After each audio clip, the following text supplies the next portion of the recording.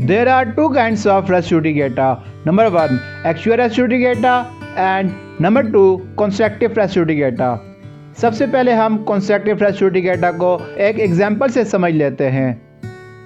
अगर आपने अपनी शॉप बिस्मा को रेंट पर दी और एक रेंट एग्रीमेंट भी तैयार कर लिया कि बिस्मा आपकी शॉप में 5 ईयर्स तक रहेगी और मंथली आपको 10,000 रुपीज़ देगी, तो ऐसा होता है कि बिस्मा कुछ अर्सा रहने के बाद आपको रेंट नहीं देती और ना ही आपकी शॉप खाली करती है।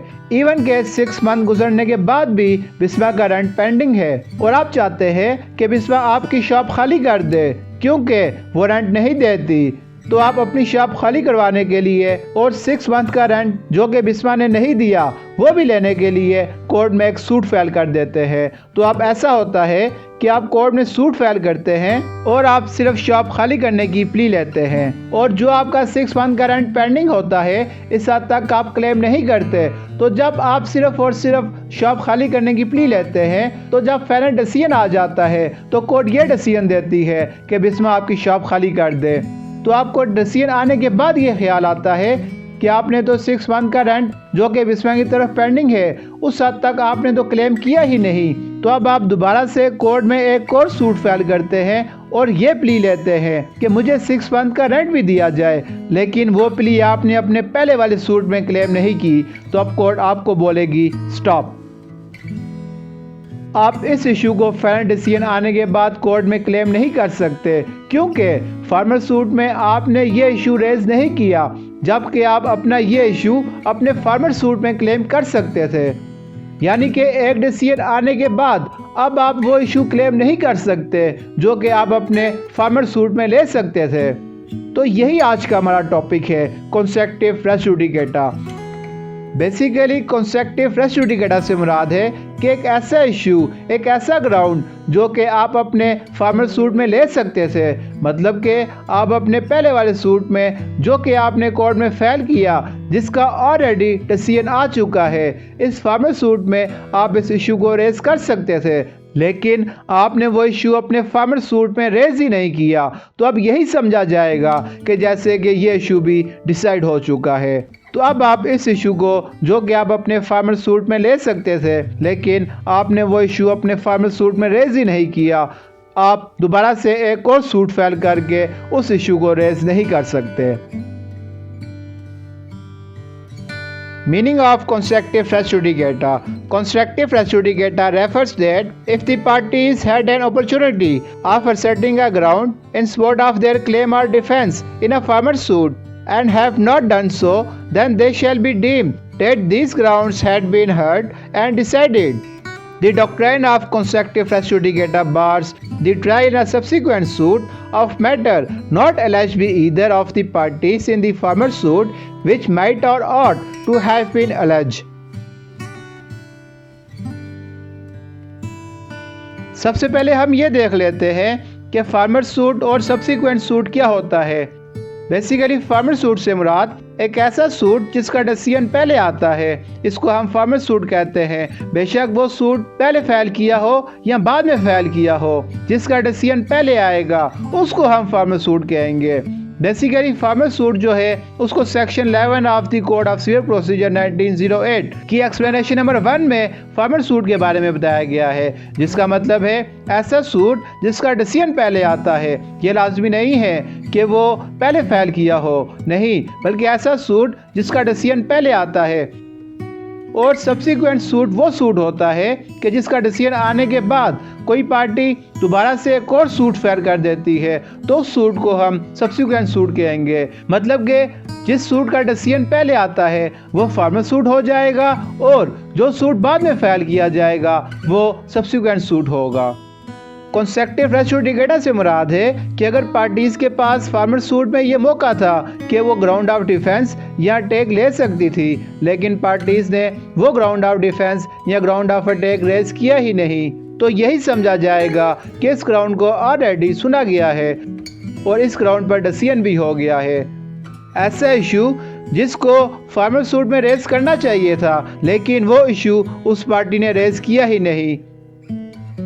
फार्मर सूट में पार्टीज को तमाम एलिगेशन लगाना लाजमी है या पार्टीज के लिए उन एलिगेशन को डिफेंस करना लाजमी है। वो एलिगेशन या वो डिफेंस या वो तमाम ग्राउंड्स उस पार्टी ने लिए ही नहीं तो वो पार्टी अब दूसरा सूट फाइल करके उन एलिगेशन को या उन ग्राउंड्स को या उन डिफेंस को दोबारा से रेज नहीं कर सकती। एक ऐसा इशू जो कि पार्टी अपने फार्मर सूट में रेज कर सकती थी, लेकिन पार्टी ने वो इशू अपने फार्मर सूट में रेज ही नहीं किया। तो अब जब पार्टी दूसरा सूट फाइल करेगी and after the decision of farmer suit, पहले सूट का फैसला आने के बाद अब पार्टी अगर दोबारा से एक और सूट फाइल कर देती है और वो इशू जो कि पार्टी अपने फार्मर सूट में रेज कर सकती थी, लेकिन पार्टी ने वो इशू अपने फार्मर सूट में रेज ही नहीं किया, तो अब वो इशू दोबारा से एक और सूट फाइल करके रेज नहीं किया जा सकता।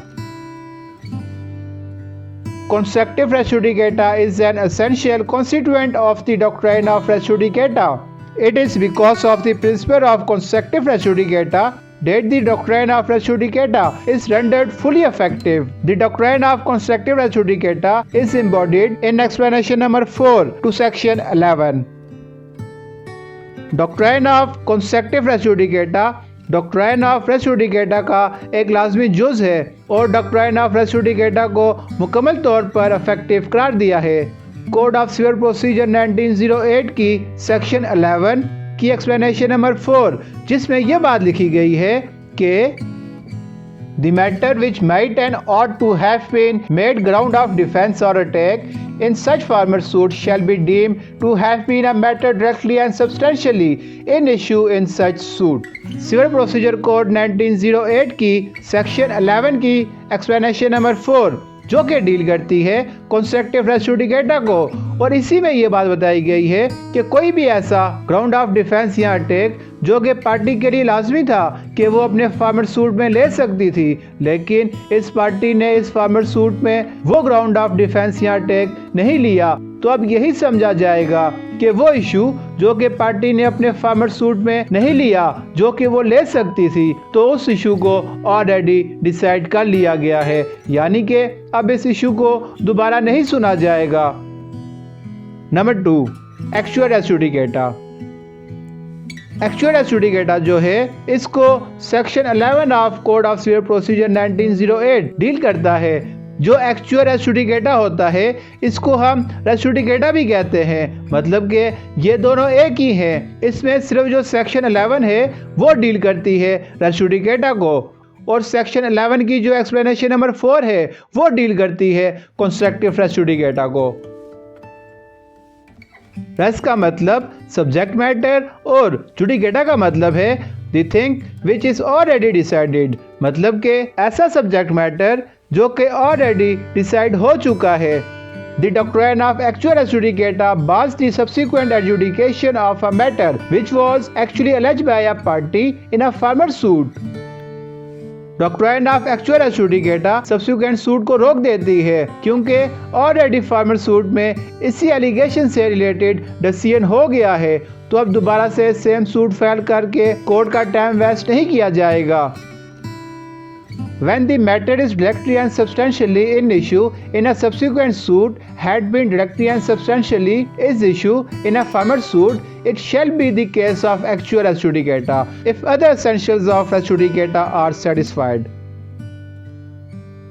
यानी कि अगर कोई भी मैटर है वो डायरेक्टली एंड सब्सटेंशियली इशू है, ईच एंड एवरीथिंग जो है फार्मर सूट और सब्सिक्वेंट सूट की सेम है, सेम कॉज ऑफ एक्शन है, सेम टाइटल है, सेम पार्टीज है, हर चीज सेम है, तो वो दोनों सूट सेम ही है। तो अब अगर फार्मर सूट के बाद सब्सिक्वेंट सूट फाइल होगा तो इस सब्सिक्वेंट सूट पर एक्चुअल रेस जुडिकेटा अप्लाई होगा और वो सब्सिक्वेंट सूट डिसमिस हो जाएगा। और अगर आप रेस जुडिकेटा को डिटेल में समझना चाहते हैं तो ऊपर लिंक पर क्लिक करें या नीचे डिस्क्रिप्शन पर आपको रेस जुडिकेटा का लेक्चर मिल जाएगा। तो दोस्तों, अपने फ्रेंड्स के साथ आज की लेक्चर को लाजमी शेयर करें ताकि वो भी इजीली लॉ से रिलेटेड नॉलेज गेन कर सकें, और साथ में हमारे चैनल को सब्सक्राइब कीजिए और बेल आइकन को प्रेस करें ताकि आपको हमारी आने वाली नई वीडियो का नोटिफिकेशन आ जाए। और अगर आप हमसे लॉ की ऑनलाइन क्लासेस लेना चाहते हैं या अगर आप लॉ से related contract, partnership deed, agreement वगैरह या किसी भी तरह की लीगल ड्राफ्टिंग हमसे करवाना चाहते हैं तो आप हमें मेल या कमेंट्स कर सकते हैं। And at last, thank you for watching.